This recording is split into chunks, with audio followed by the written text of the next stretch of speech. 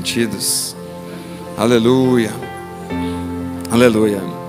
Meus irmãos, minhas irmãs, quando trata de assuntos puramente espirituais, existem nuances que precisam ser consideradas.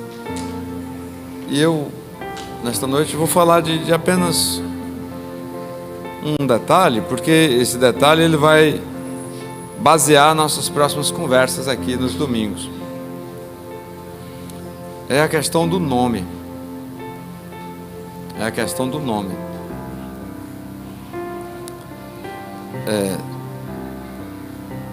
No reino de Deus, e também, observem isso, no reino das trevas, o nome tem importância, né? Ainda que não seja um nome oficial, a forma com que o indivíduo é chamado, tem revelações assim grandiosas. E de uma forma muito simples, o que o nome impacta o que o nome destaca na vida do indivíduo que carrega aquele nome. O nome ele não traz só uma identidade para diferenciar, para individualizar uma pessoa. O nome, falando de Bíblia Sagrada, ele está muito relacionado com o que a pessoa é. Então, pense comigo. Humana, é um detalhe muito simples, mas faz uma diferença interessante, que a mensagem é só essa, né? A mensagem só se resume nisso. Então, assim, nesse sentido, nós pais, só para facilitar aqui, nós não poderíamos colocar, irmão Bruno, o nome dos nossos filhos quando os nossos filhos nascessem. Nós tínhamos que esperar eles crescerem, irmão Hélio, ficarem adultos, construir a história deles, para um dia nós chegarmos e falar assim: você vai ser chamado tal. Por quê? Porque eu precisava primeiro saber quem ele era, o que ele fazia, como que ele... Eu estou falando aqui no inverso para ver se facilita aqui. Então o nome, ele não poderia ser ao nascer, dentro da ótica, por aqui, espiritual. Teria que saber como vai ser a jornada. E depois que a pessoa talvez tivesse, no dia de falecer, o pai chegaria e dizia: o seu nome é tal.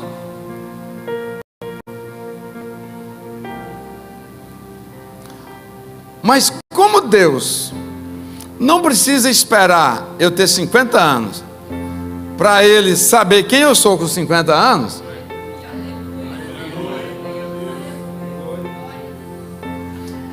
quando Davi é gerado, Ele sonda Davi. Davi conta isso no salmo dele, que tu me sondas.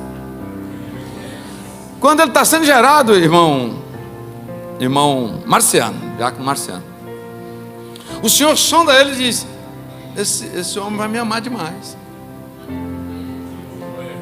Aí ele coloca: o nome dele vai ser Davi. Porque o que quer dizer Davi? Amado de Deus.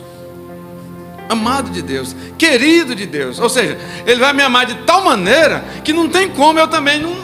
Porque os que não me amam, eu amo demais. Agora imagine alguém que vai viver para me amar. Então, Davi. E aí ele criava todos os meios, irmão presbítero, e aí ele falava ao coração dos pais. Muitas das vezes, né, ele já falava antes, né, já dizia o nome: vou te dar um filho, vai ser chamado. Então, o nome ele está relacionado com o que a pessoa é, biblicamente falando, né? Eu falei esses dias que na tradição judaica, o Bar, né, quer dizer filho, né? Aí Barnabé, filho da consolação, né? E assim, vai tendo todo esse destrinchar, né? E é interessante que no caso de Jacó, como Jacó teria duas fases muito distintas na vida, a primeira fase dele seria tão tão assim densa, porque demorou. Ele ficou como enganador por muito tempo. O Senhor teve que a ele dar 2 nomes, permitir que ele carregasse 2 nomes. Para uma fase da vida dele, ele ser Jacó, que quer dizer enganador, usurpador, aquele que pega pelo calcanhar.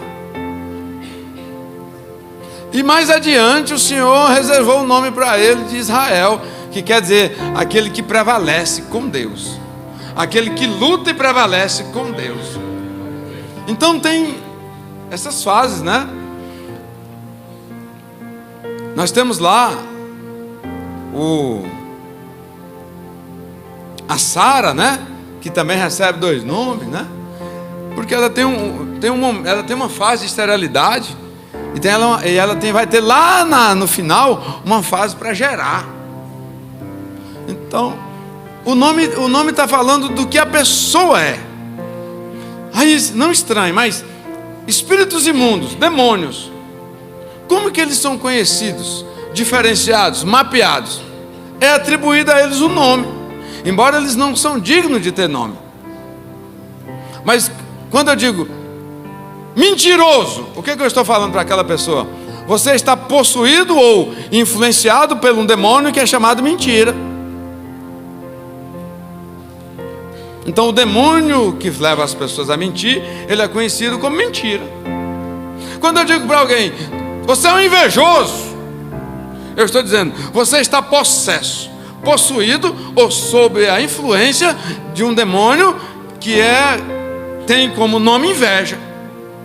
Então essas coisas que nós chamamos de sentimentos, na verdade, nós estamos falando do demônio que gera aquele sentimento. Quando diz, você é um homicida, o que nós estamos dizendo? Existe uma categoria, né? Existe uma legião de demônios que se alimenta de sangue humano, né? E o nome dele é homicídio, né? Então você é um homicida, você foi usado por homicídio para tirar a vida de alguém, para alimentar com sangue um demônio. Quem labuta com libertação, fazem eles comparecer, chamando assim, mentira, comparece aqui.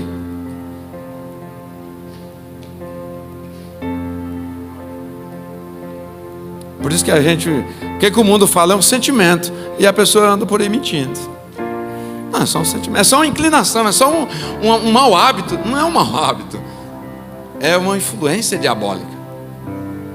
Eu estou falando de nome, mas eu não posso deixar de trazer aqui essa, né? Então é assim que é tratado a questão do nome. Mas voltando aqui para o texto,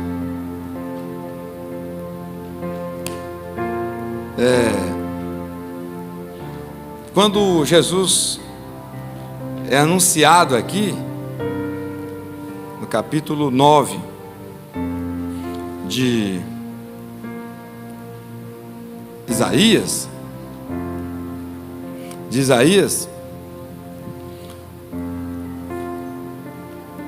o profeta chega dizendo o seguinte: vai nascer o menino que vai fazer uma revolução, e ele vai ser chamado, na versão que nós lemos aqui, maravilhoso conselheiro. Não quero cuidar do conselho hoje, eu quero me ater à condição dele de maravilhoso. Maravilhoso. Pastor, nós estamos falando então que ele tinha um dom de maravilha. Meus irmãos, nós temos que compreender uma coisa: Jesus ter dons, não, ele é a fonte dos dons. Não estou falando do dom de maravilha não, irmãos. Eu estou falando do cerne de um ser. Eu estou falando da estrutura de um ser, exterior e interior. O texto dá uma pista muito forte. O texto diz assim, um pouquinho antes vai dizer assim, o versículo 2: o povo que andava em trevas. O povo que andava em trevas viu uma grande... Cadê? Quem é que está aí? Me ajuda aí. Ó, quem fica aí tem que ficar atento. O povo que andava em trevas viu o quê? Uma grande luz. Viu uma luz, irmão? Não. Uma grande luz. É o relâmpago, irmão. Só que um relâmpago que abre, que o relâmpago faz isso, né? Não é assim? Só que o que aconteceu aqui foi isso, ó. E não fechou mais.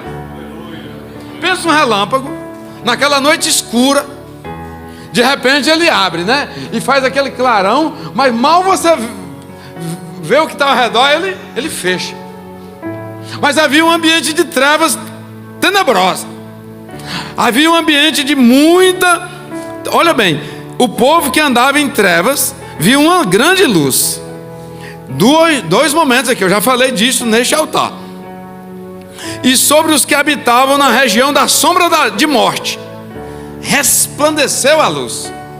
Esse clarão alcançou os que estavam na primeira fase da destruição e daqueles que já estavam na segunda e última fase da destruição, que é no vale da sombra da morte. E Davi fala disso.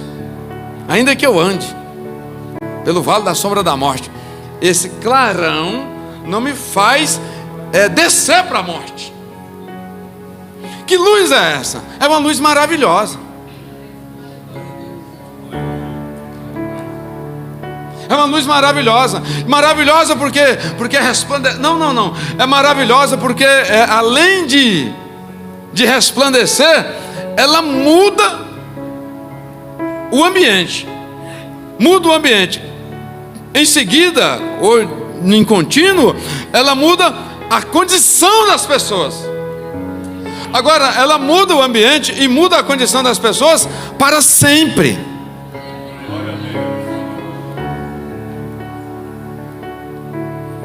Alguém sobe e fica face a face com Deus por uns dias.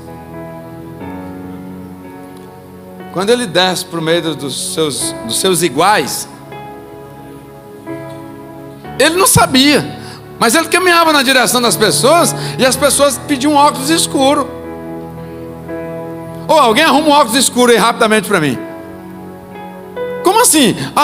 É por minha conta, irmãos, mas eu sei que vocês estão acompanhando. As pessoas não conseguiam, irmão Caio, olhar para Moisés, fitar os olhos de Moisés. Por quê? Ele ficou tanto tempo próximo da luz. Vou falar disso na terça-feira, quando nós chegarmos no capítulo 4 de 2 Coríntios. Nós vamos avançar um pouco nisso aí. Mas ele ficou tanto tempo, 40 dias, né, e 40 noites, próximo dessa luz, que ele passou também a ficar reluzente. É uma maravilha que gera maravilha, que gera maravilha e que leva a maravilha.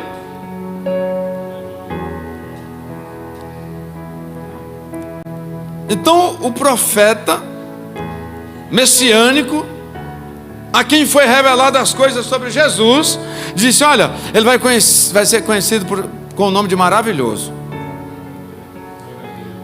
porque ele será adornado pelas maravilhas.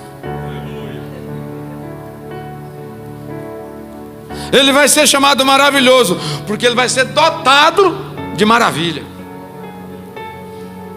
Ele vai ser chamado maravilhoso, por quê? Porque ele será fonte de maravilha.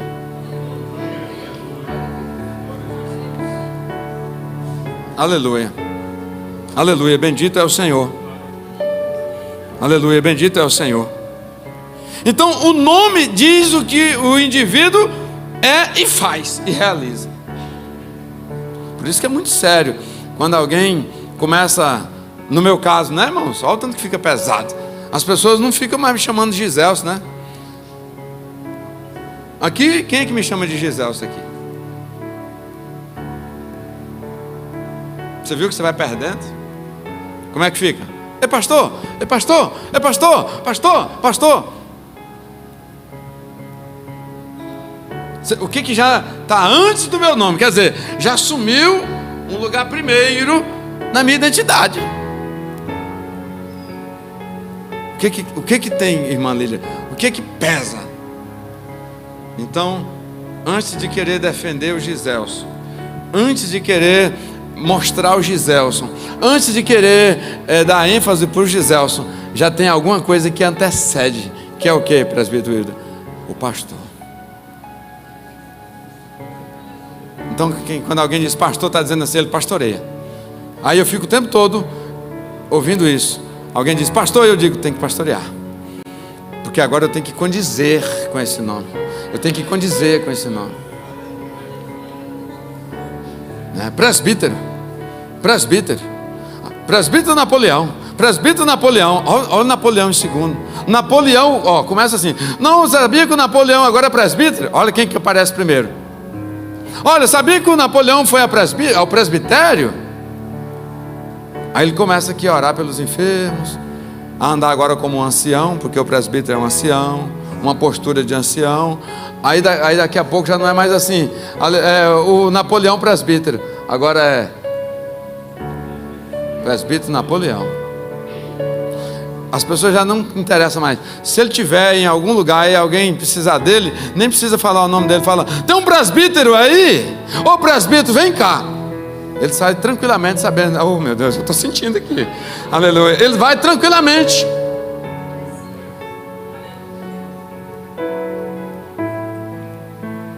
E assim é com o evangelista, assim é com o esposo. Ele é esposo de fulano, ele é esposo de fulana. Quem é fulano? Ele é o esposo de fulana. Não fala assim, filho de quem, como é no começo da jornada. Ele é o esposo de fulana. Então o que você é agora? Antes do seu nome, antes do seu parentesco, você é esposo. Você é conhecido como o esposo.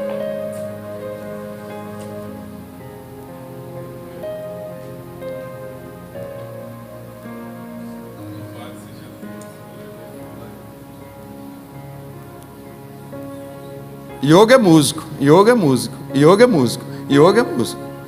O músico e yoga. O músico e yoga. O músico e yoga. O músico e yoga. Eu já não me interessa mais se é a segunda parte, eu só quero ver nele o músico. Agora tem que ser músico, porque tem que ser o que o nome diz que é. Aí com relação a Jesus, ele vai vir, ele será maravilhoso. Onde ele chegar, uma maravilha vai acontecer. Onde ele chegar, que tiver trevas, a luz como maravilha vai refletir. Não é luz comum, é uma luz maravilhosa. Porque tem luz, irmãos, que ela não é temperada, ela faz a cegar.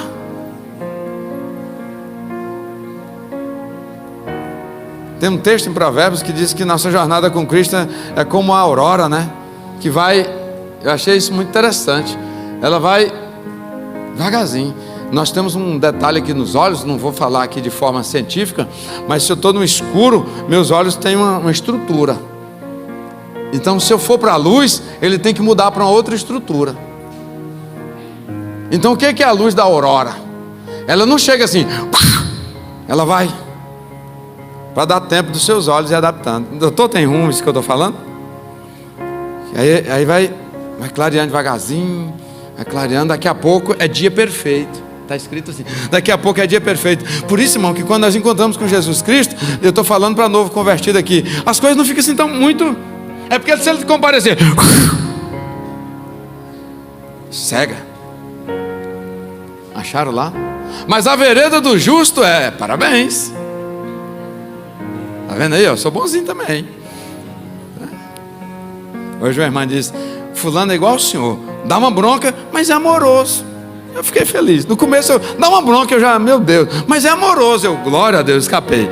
Então, parabéns, irmãos, parabéns, é isso aí, me ajudem. Mas a vereda do justo é como a luz da aurora, que vai brilhando mais e mais até ser dia perfeito. Jesus é essa luz equilibrada.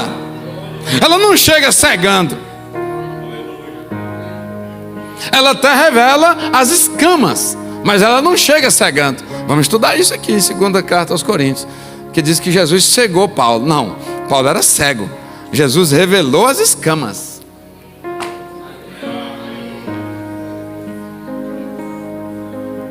Pegou? Era cego desde nascença. Um verdadeiro cego de nascença, Paulo. Aí quando ele encontra com a luz... Não, essa é terça, mas vamos seguir. Isso é para terça-feira, 2ª carta aos Coríntios. Então, meus irmãos, Jesus é morte. O ambiente é de morte. O que pode ficar bonito? Tem pessoas que ficam dizendo detalhes de velório. Gente, o que pode ficar bonito num velório? O que é que pode embelezar um velório ao ponto de tirar a dor do luto? Nada, irmãos. Ainda tem pessoas que ficam incutidas com detalhes. Tem que respeitar cada um, mas não tem nada que embeleze um velório. Mas teve alguns velórios que Jesus compareceu. E o ambiente de velório se tornou uma maravilha. Como que pode ter sorriso com a opressão maligna? Como que pode ter sorriso com a filha doente, endemoniada em casa, amarrada com corrente? Como que pode ter algum enfeite numa casa dessa? Como que pode ter um quadro bonito numa casa que tem uma menina amarrada no pé da mesa? Como que pode ter algum ornamento? Como que pode ter uma comida deliciosa numa casa onde a mãe está com a filha amarrada no pé da mesa com a corrente? Mas Jesus encontra com essa mãe, dá uma palavra para ela e diz: pode ir para a tua casa, que agora lá é maravilhosa. Sua casa ficou maravilhosa. Agora lá cabe uma flor. Agora lá cabe almoço, banquete. Por quê? Porque lá está maravilhoso. Por quê? Porque ela encontrou, ela disse: minha filha está em casa, terrivelmente endemoniada. Minha casa não tem brilho, nada, a pintura da minha casa não realça. Tem quantas pessoas querendo algum, né? Aí fica cuidando só da pintura, cuidando só de colocar o almoço na mesa e tal. Não, meus irmãos, a primeira providência é trazer o maravilhoso para dentro da casa. É trazer o maravilhoso. Então Jesus, a jornada dele não é que foi, realizar maravilhas. É claro que tem pessoas desvirtuando essa, eu não vou chamar de, é atributo, né? Quando me refiro a Deus, atributo divino, que é o fato de ele ser maravilhoso. Há muitas pessoas trazendo isso de uma forma muito desvalorizada, desrespeitosa. Mas se ele chegar como deve ser, eu já falei aqui também e vou dizer novamente: quantos templos suntuosos, e aí aqueles que viajam sabem disso, aqueles que estudam sabem disso, a Europa, né? Quantos templos que são suntuosos, cheios de ouro, obras de arte aí de 300, 400, 500 anos, que hoje serve apenas para gerar arrecadação de turística. As pessoas entram lá para fazer uma foto da exuberância dos templos. Nós temos que ter cuidado demais com isso, irmãos, tanto com essa estrutura quanto com essa estrutura templária. Tem muitos templos hoje que eles são marcados pelo ouro, pelos detalhes que o arquiteto imprimiu na obra. Mas são fotos que, ainda que são feitas com resoluções potentes, hoje elas são bonitas ali. No dia que elas são compartilhadas, a foto daqueles templos ou daqueles templos, aquela maravilha vai se tornando comum. Mas acredite, aqueles templos já foram marcados pela presença do maravilhoso. Mas voltaram tanto para o cenário que ele distanciou. A nossa jornada tem que ser marcada, irmãos, pelo fluir dessas maravilhas que só o maravilhoso pode proporcionar. Nós temos casos de ressurreição, nós temos casos de cura, nós temos casos de libertação, nós temos casos de esterilidade que foi vencida, nós temos todos os tipos de maravilhas registrados. Mas eu queria, da parte de Deus, um destaque bíblico para eu fechar esta conversa de hoje. E o Espírito Santo me levou também, e ainda no livro de Isaías, para o capítulo de número 38 de Isaías. Eu gostaria que fosse fixado aí o versículo de número 17, para nós terminarmos.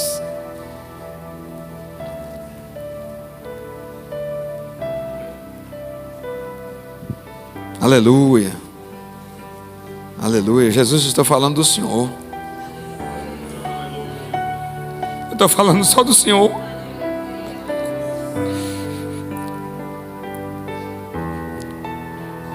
E eu só quero falar do Senhor.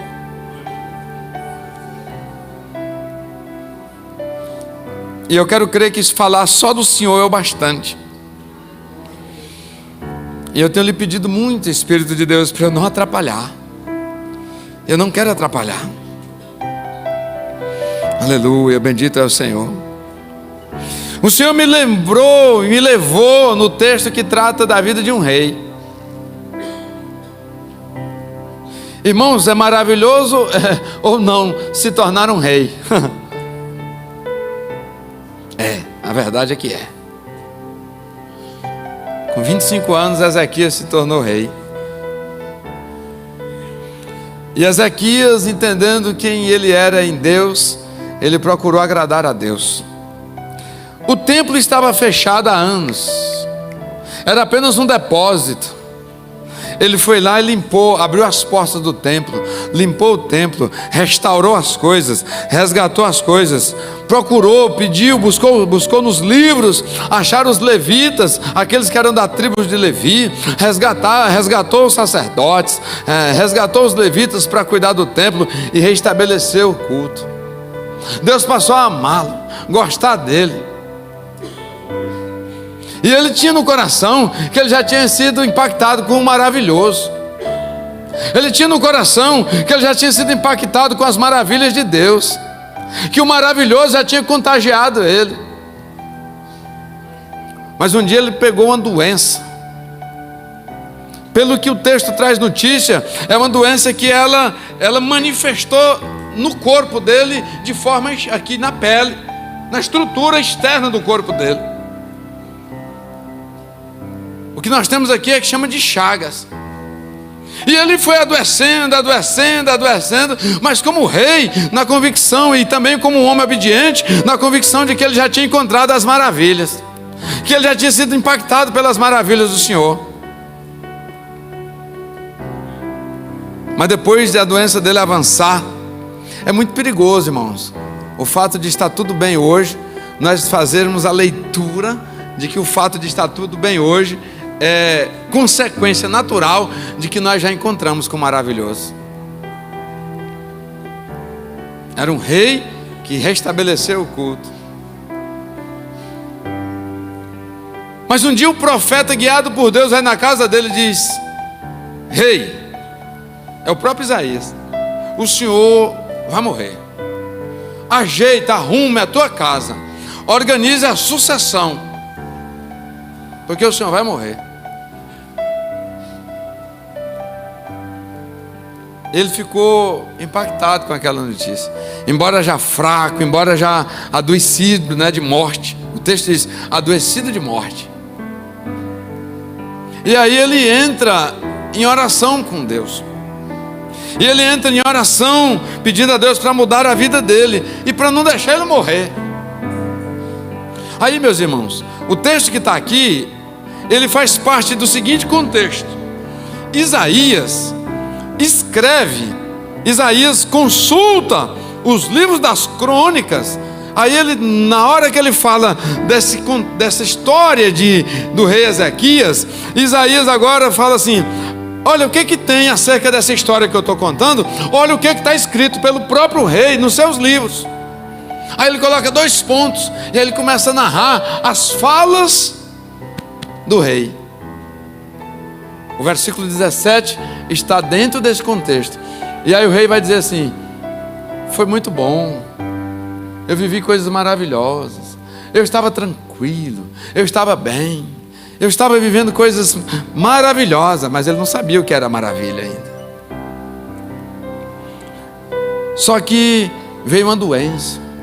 Eu estou parafraseando, mas vocês podem pegar aí, está pertinho desse versículo, esse contexto aí. Aí veio uma doença e tal, e aí os meus ossos foram moídos, como que se um leão tivesse me alcançado e quebrado os meus ossos. A minha alegria foi embora e tal, e a minha esperança se foi. E aí eu vi agora a morte. Eu me dei conta que eu não ficaria mais entre os vivos, que eu desceria para a sepultura fria. Então todo esse reino, tanta glória, tanta coisa, e não tem mais alegria, não tem mais vantagem nenhuma, não tem mais louvor nenhum em torno dessas coisas, não tem mais nenhum sentido, porque o que me espera agora é a morte, que eu já pressentia. Mas agora o homem de Deus, que não falha, veio aqui e testificou que eu hei de morrer. E ele vai contando essas coisas, e o escrivão dele anotando.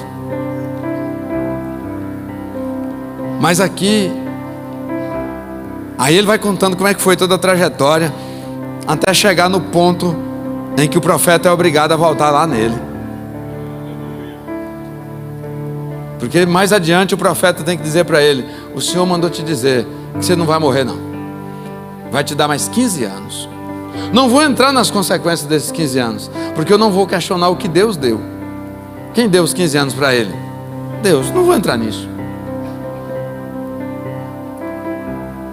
Mas esses 15 anos, embora tenha acontecido coisas diferentes,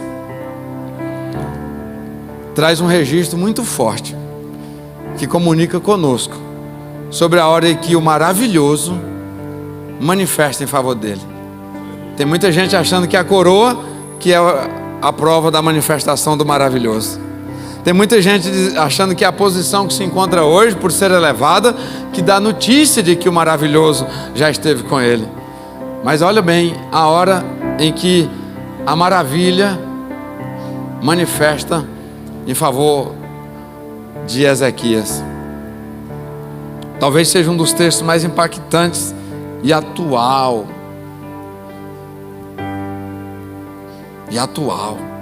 Ele diz assim: Eis que para minha paz eu estive em grande amargura. Não entendi, pastor. Foi necessário uma amargura forte para eu encontrar um ambiente de paz, para me levar ao maravilhoso. Aí ele vai dizer: tu, porém, referindo a ele, o maravilhoso, tu, porém, amorosamente abraçaste a minha alma, que não caiu na cova da corrupção. E aí vem o impacto. Por quê? Porque lançaste para trás. Deixa eu pegar aqui para não ficar ninguém atrás de mim. Porque lançastes para trás das tuas costas todos.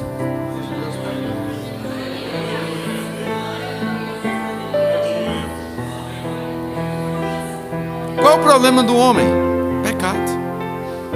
Qual é o inimigo invencível do homem? Pecado. Pastor invencível? Sim. Homem nenhum vence pecado. É um aguilhão. É de alta patente. O pecado é o resultado das tramas de todos os demônios e o diabo. Invencível para o homem. Pode ter coroa? Pode. é rei, vence o inimigo, vence. Vence guerras, vence. Estabelece protocolos severos, sim. Mas não vence o pecado. Pode se tornar doutor? Pode. Pode definir vidas de pessoas? Pode. Mas tem condição por essa virtude vencer o pecado? Não, senhor. Pode se tornar pessoas grandes aí na sociedade? Pode. Pode mandar na vida de pessoas? Pode. Pode prender e soltar? Pode. Mas pode vencer o pecado? Não pode. Pode ficar rico? Pode. Pode ficar milionário? Pode. Pode comprar todas as coisas? Pode. Pode comprar a libertação do pecado? Não pode.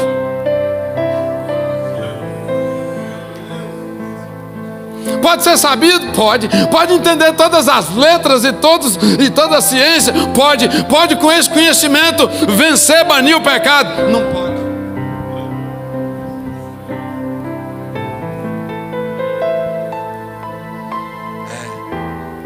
Mas onde é que está a maravilha dele na minha e na sua vida, nas nossas vidas? É porque aquilo que eu não vencia em nenhuma condição, ainda que sendo rei, ele não fala só pelo fato assim. Na verdade ele está dizendo assim, ó, eu não morri, eu não fui para a cova, porque o que mata o homem, irmão? Pecado.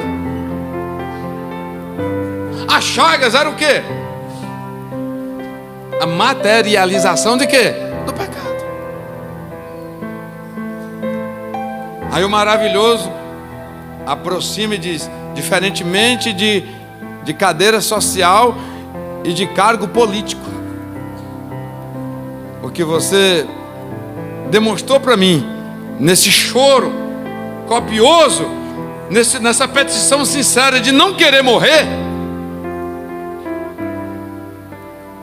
então eu vou tirar a causa da morte. Aí ele pega, arranca esse aguilhão e faz isso, ó. Estou terminando.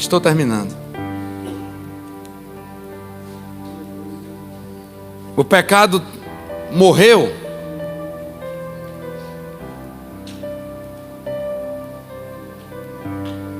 O senhor pode ficar em pé aqui? Eu sou Ezequias. O Senhor é Deus.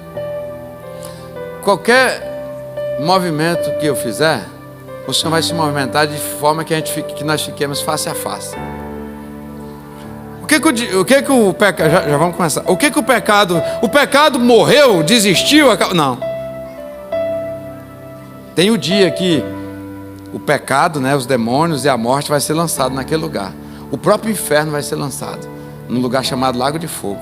Mas até lá, ele está na ativa. Como é que eu me escapo? Como é que a maravilha de Deus mantém me contagiando? Pensa aqui comigo, olha o que Deus faz. O pecado ficou para trás, mas está ativo. E o alvo do pecado é quem? Giseus. Ele não desistiu de mim. Mas aí, eu vou vacilar. O Senhor não vai deixar, você vai continuar na mesma órbita, né? Na mesma órbita, né? Nós ficamos caçando o pecado assim, essa é a verdade. Nós ficamos assim, ó. Nós temos saudade do pecado às vezes. Mas olha bem, é assim, ó. É esse Deus que te trouxe aqui hoje. É isso aqui, ó. Ele vai fazer de tudo para o pecado ficar sempre atrás dele. O que eu não venço, o que o homem não vence, agora Deus faz um meio, ele intermedia entre eu e o meu inimigo. O meu inimigo mortal, o meu inimigo que tem uma função, me levar para a cova. É isso, irmão. É isso. Ele vai fazer de tudo para o pecado ficar sempre nas costas dele e eu face a face com ele. Eu não quero, hoje eu estou revoltado, hoje eu vou sair desse caminho, eu vou e tal. Não. Quando eu percebo, está lá ele. Se eu girar, ele gira. Eu não consigo alcançar o que está atrás dele. Por amor.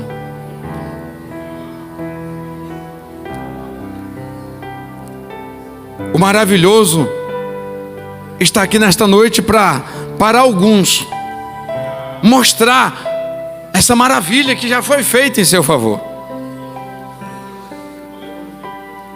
Mas também Ele está aqui para dizer para você que já disse várias vezes: eu não dou conta mais de lutar. Tem gente lutando contra o pecado. Tem pessoas sinceras. Eu conheço pessoas sinceras que lutam contra o pecado de dia e de noite, que fazem sacrifícios terríveis para escapar do orgulho, para escapar do egoísmo, para não ser tragado pela mentira, para não ser tragado pela prepotência, para não ser tragado pela vaidade, para não ser tragado com uma série de coisas. Mas quando ele menos espera, ele está lá de novo, preso na teia. E a minha pergunta é, a minha provocação é: quem é que te disse que você venceria o pecado? Vencer pecado é a manifestação da maravilha de Deus. E até o dia que ele terá que ser, com a sua fonte, que é o diabo, lançado no lago de fogo, o que ele vai fazer? Manter a minha face conectada com a dele, para que, se eu estou face a face com Deus, aí eu estou blindado. Por quê? Porque o pecado vai estar por detrás do Senhor. Para chegar até mim, terei que passar pelo Senhor, mas o Senhor tem domínio sobre ele. Quando ele diz: não desviai, nem para a direita nem para a esquerda. Por quê? Porque da forma que é uma movimentação do pecador, também é uma movimentação do pecado. Mas a maravilhosa manifestação do maravilhoso está disponível nesta noite. Eu quero orar por você. Prometi que não ia aqui atrapalhar o que Deus quer conversar conosco.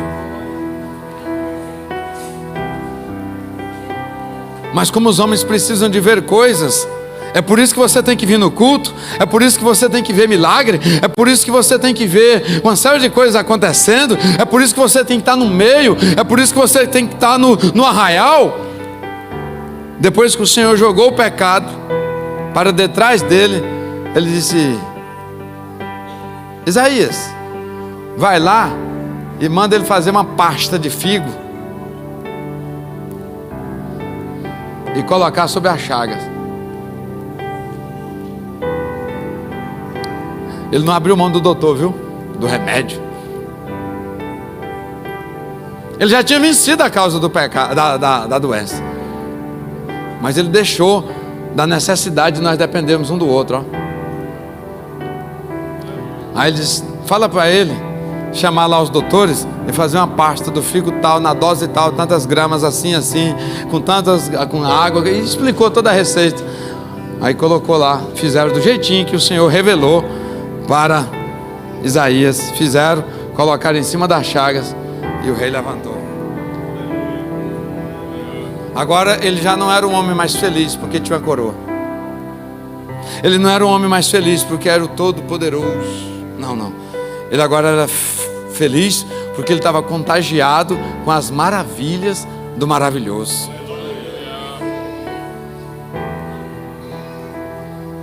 Eu quero orar por você que tem lutado com as suas próprias forças para vencer o pecado. E quando percebe, já foi.